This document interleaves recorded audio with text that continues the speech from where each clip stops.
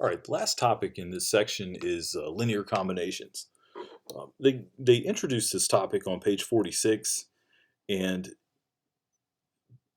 they give this definition for linear combination of column vectors. Basically, what this is saying is if you've got a matrix product AX, you can think of it like this. I think a better way to talk about this, though, is just to look at an example and see what it's saying. What it's saying is we could take this and write it if we wanted to as the we could write it as this 147 times x1 plus x2 times 258 plus x3 times 369 equals 036. So we could break it apart like this, and this is really just another way of writing this system of equations. But this part over here is called the linear combination.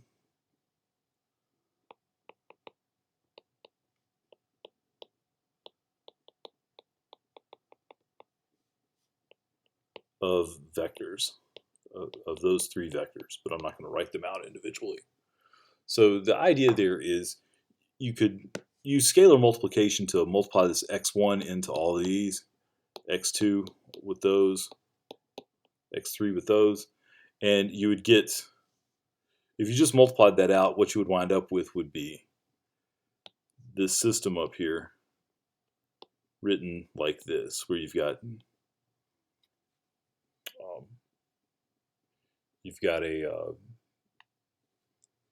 each of these is a column vector if we write it like this, because this is one column and 3 rows. And this over here is considered a single column, but each column contains a long thing, x1 plus 2x2 plus 3x3. That's one entry, and so it's a column. So this is also a 3 by 1. So the idea here is it's just another way of writing out a system of equations. Let's do another quick example. Let's say you had 3x plus 4y minus z equals 10, and x plus 7y plus z equals 11. You could write that like this as a system. You could write it like this.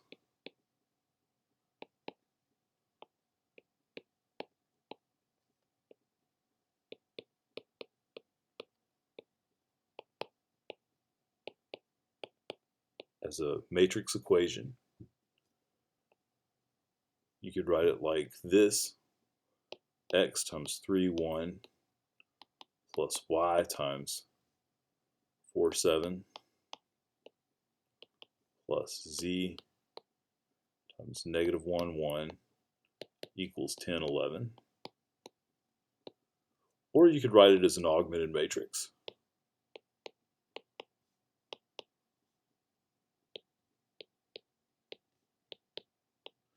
And the idea that they're trying to get across here is that this one and this one are really just they're the same thing as this, but it's by sort of factoring it so that you've got a matrix multiplication going on here. Down here, it's like factoring it where you've got scalar multiplication, but each one of those scalars is your variable.